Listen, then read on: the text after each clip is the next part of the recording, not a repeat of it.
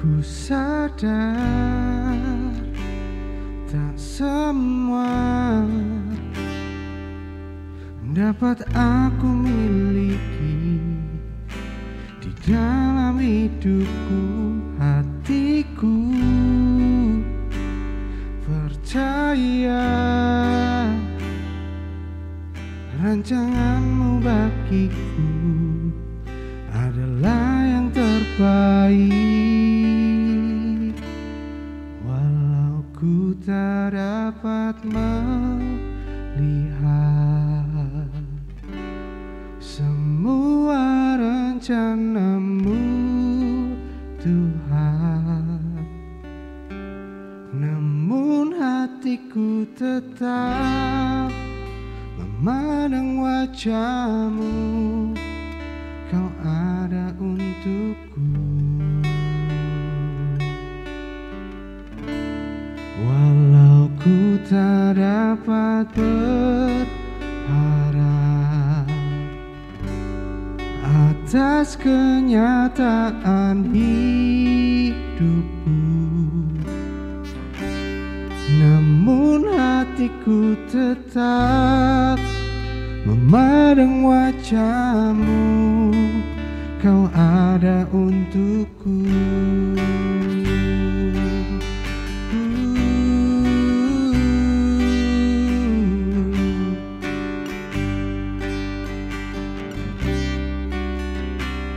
Ku sadar tak semua dapat aku miliki di dalam hidupku. Hatiku percaya rancanganmu bagiku adalah yang terbaik. Walau ku tak dapat melihat semua rencanamu Tuhan, namun hatiku tetap memandang wajahmu. Kau tuntun langkahku. Walau ku tak dapat berharap atas kenyataan hidupku,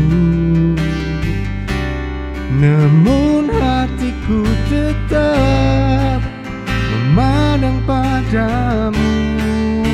Kau ada untukku.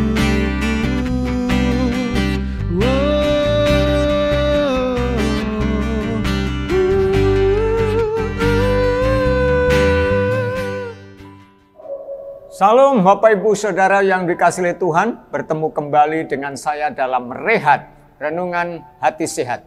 Mari kita bersama-sama sebelum membaca firman Tuhan kita berdoa. Bapa di sorga, urapi setiap kami yang mendengar kebenaran firman-Mu pada saat ini, sehingga kami boleh melihat bagaimana karya kasih-Mu atas hidup kami, dan kami menjadi orang-orang yang sungguh diberkati Tuhan. Dalam nama Yesus kami berdoa dan mengucap syukur, haleluya, amin. Hari ini Bapak Ibu Saudara yang dikasihi oleh Tuhan, saya akan berbicara mengenai Yesus membungkam keraguan. Mari kita akan lihat dalam Yohanes pasal 20 ayat 27 sampai 29. Demikianlah firman Tuhan.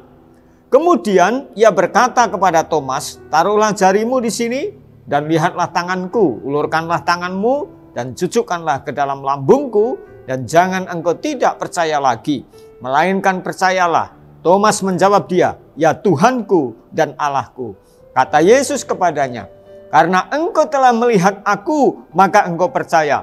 Berbahagialah mereka yang tidak melihat, namun percaya." Bapak Ibu Saudara yang dikasihi oleh Tuhan, dari bacaan ini kita akan melihat, yang pertama, siapa sesungguhnya yang ragu dalam konteks ayat ini.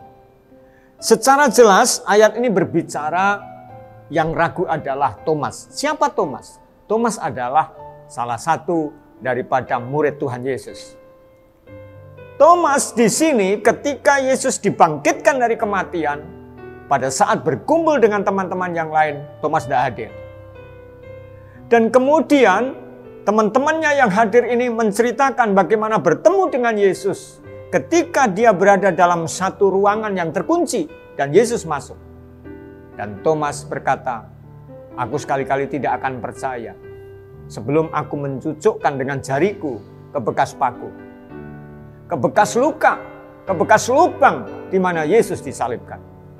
Saudaraku, artinya Thomas ini berpikir dengan logika. Kalau tidak sesuai dengan logikanya, tidak masuk akal di dalam dirinya, dia tidak akan percaya. Thomas sedang berada dalam keraguan untuk hal ini. Karena kalau kita lihat sebenarnya siapa Thomas? Thomas murid Yesus yang bersama-sama dengan Yesus. Dia mengikuti Yesus, apa yang dilakukan Yesus. Dan Thomas berada di saat apa yang dilakukan Yesus.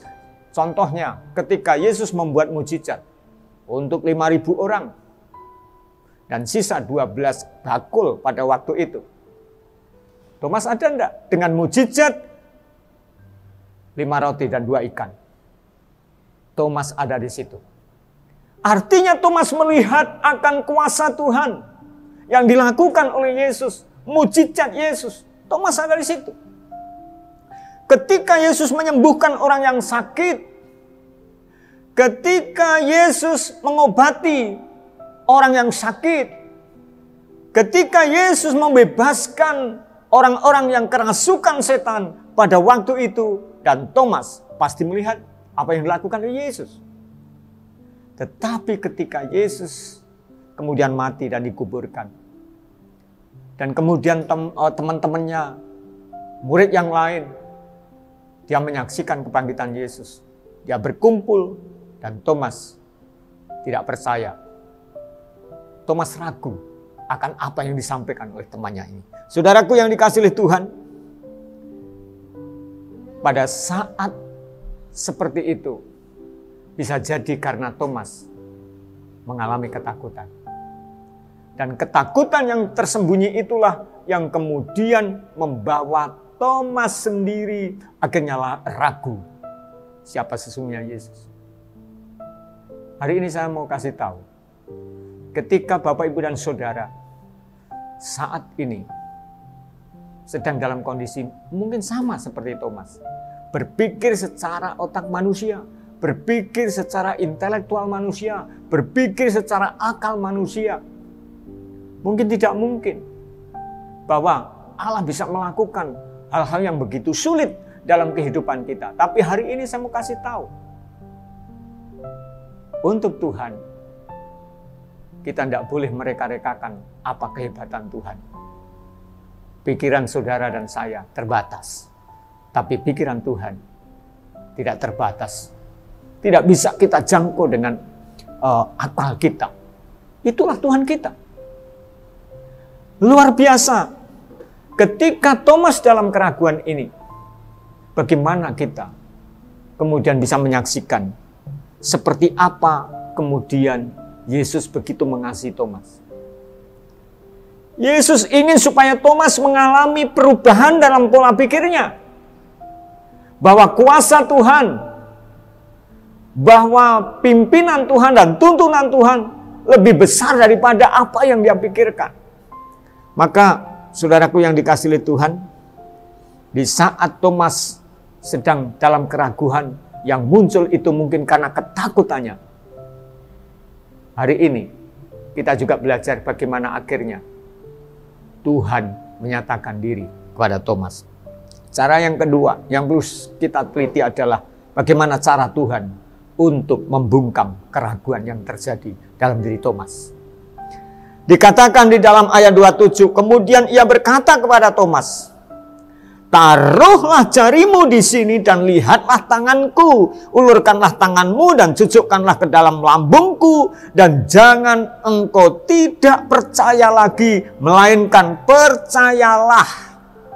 Kemudian Thomas menjawab dia berkata begini, ya Tuhanku dan Allahku. Ayat 28, Thomas baru percaya siapa Yesus adalah Tuhan dan Allahnya.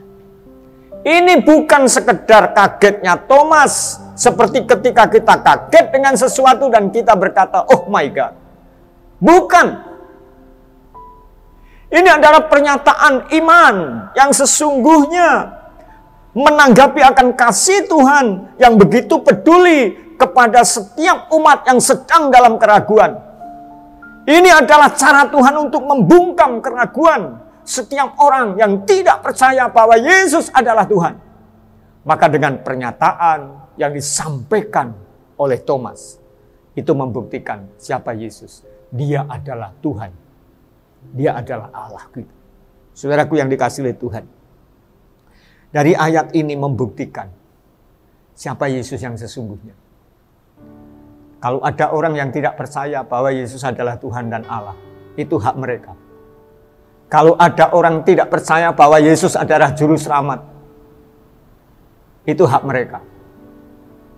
Kalau ada orang yang berkata bahwa Yesus bukan terang dunia, itu hak mereka. Tetapi hari ini kita dicelikkan mata kita oleh Tuhan. Tuhan sendiri melalui pengalaman Thomas. Bagaimana kemudian Thomas tahu siapa Yesus. Dan dia berkata, "Ya Tuhanku, ya Allahku." Saudara yang dikasihi oleh Tuhan. Ini kasih Tuhan.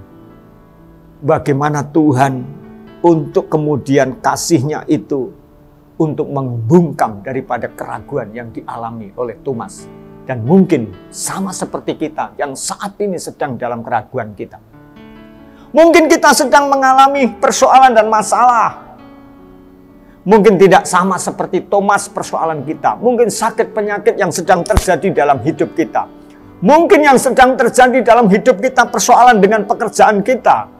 Mungkin persoalan dengan hubungan kita dalam keluarga. Mungkin persoalan yang terjadi antara anak dengan orang tua. Mungkin persoalan yang sedang terjadi antara orang tua dengan anak. Dan saat ini kita sedang dalam kebimbangan. Siapa yang bisa menolong kita? Tapi hari ini saya mau kasih tahu, Tuhan bisa berbuat sesuatu untuk Thomas dalam keraguannya. Dan Tuhan menyatakan diri. Sampai kemudian Thomas berkata, "Ya Tuhanku, ya Allahku." Saudara, cara yang berikutnya, mari kita akan lihat betapa sungguh luar biasa. Di ayat yang ke-27 di sana katakan cara Tuhan yang dilakukan di sini itu menuntun dengan menunjukkan apa? Bukti. Tapi kemudian di ayat 28 Thomas kemudian dikatakan baru percaya siapa Yesus yang adalah Tuhan dan Allah. Dari ayat ini membuktikan bahwa Yesus adalah Allah. Dan artinya bagaimanapun Tuhan membimbing kita supaya kita tahu siapa Yesus yang sesungguhnya. Jadi orang yang ragu tidak percaya Yesus Allah berarti adalah kesalahan besar. Hari ini Tuhan menyatakan diri melalui Thomas. Percayalah bahwa Yesus adalah juru selamat. Percayalah bahwa Yesus adalah Tuhan. Percayalah bahwa Yesus adalah Allah. Thomas membuktikan ini. Dan yang menarik, Bapak Ibu Saudara yang dikasihi oleh Tuhan, kalau kita lihat di sini, ya, perkataan Thomas itu apa? Menuntun kita, ya, yang mengaku kita ini Kristen, mungkin sejak lahir sampai sekarang. Tetapi kita tidak percaya sungguh-sungguh siapa Yesus. Adalah iman yang masih di dalam keraguan ketika kita lama menjadi orang Kristen. Tetapi kita tidak percaya Yesus adalah penyelamat. Yesus adalah Allah. Kalau kita tidak percaya pada Yesus, kita dalam keraguan, kita dalam ketakutan. Kalau kita baca kitab Wahyu, mari kita lihat Wahyu pasal 21 ayat 8. Wahyu 21 ayat 8 berkata begini, tetapi orang-orang penakut, orang-orang yang tidak percaya, orang-orang yang keji, orang-orang pembunuh, orang-orang sundal, tukang-tukang sihir, penyembah-penyembah berhala dan semua pendusta, mereka akan mendapat bagian mereka di dalam lautan yang menyala-nyala oleh api dan belerang. Inilah kematian yang kedua. Orang yang penakut, orang yang ragu, penakut untuk percaya Yesus sebagai Tuhan dan Allahnya, dia penghuni neraka. dia pantas dihukum. Dia tidak memiliki pengharapan. Saudaraku yang dikasihi oleh Tuhan, maka saat ini mari kita lihat di ayat 29 dari Yohanes pasal 20. Kata Yesus kepadanya, ini nasihat buat kita yang saat ini tidak bisa menyaksikan Yesus secara tubuh jasmani yang bisa kita lihat dengan mata kita. Ayat 29 kata Yesus kepadanya, karena engkau telah melihat aku, maka engkau percaya. Berikutnya dia berkata, berbahagialah atau diberkatilah mereka yang tidak melihat namun percaya.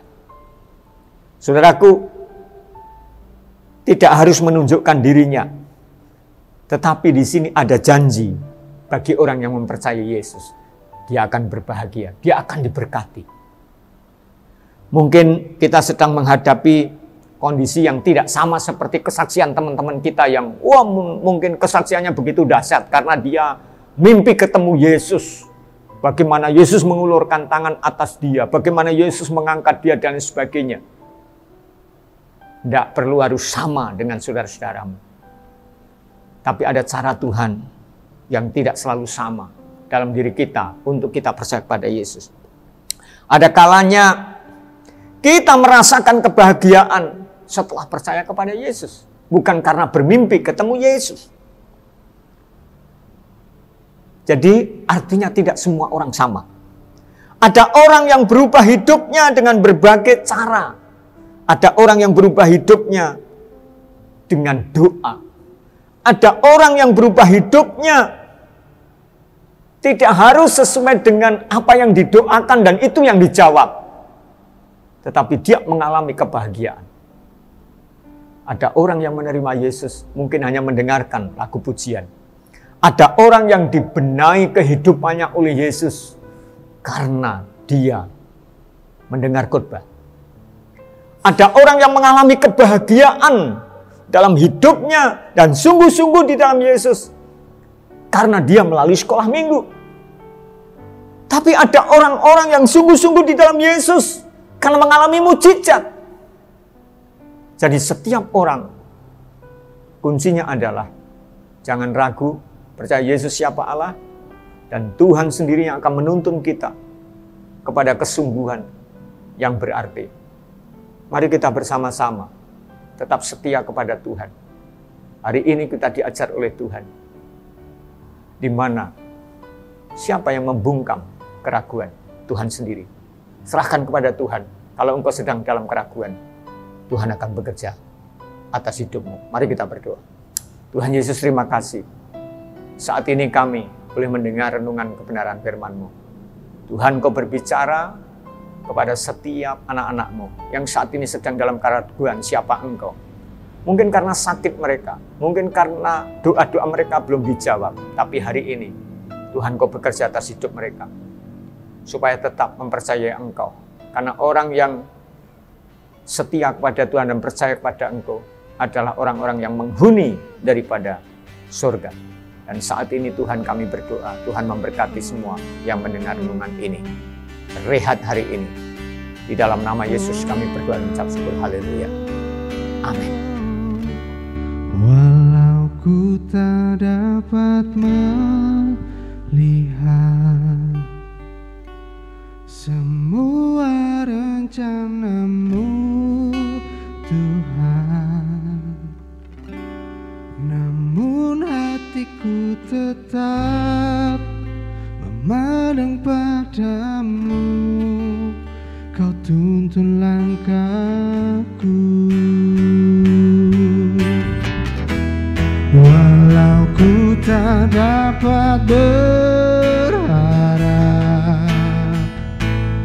atas kenyataan hidupku,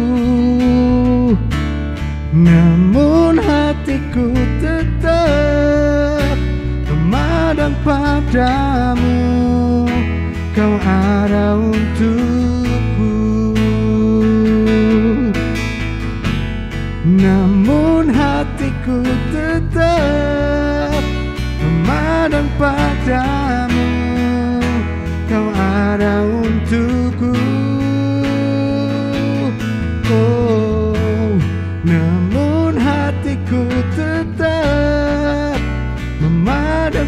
padamu, Kau ada untukku.